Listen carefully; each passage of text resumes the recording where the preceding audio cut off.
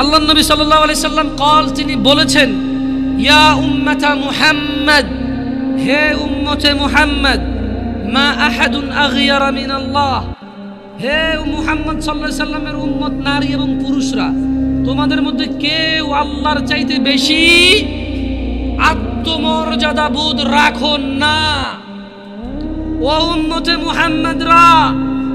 ও মুহাম্মদ সাল্লাল্লাহু আলাইহি সাল্লামের যুবক উম্মত, বৃদ্ধ উম্মত, নর এবং নারী উম্মত,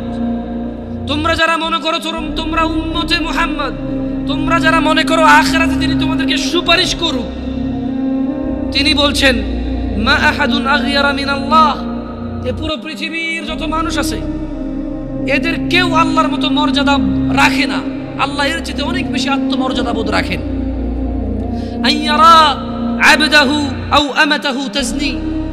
আর এই মর্যাদাবান আল্লাহ সুবহানাহু ওয়া তাআলা তিনি এটা দেখতে চায় না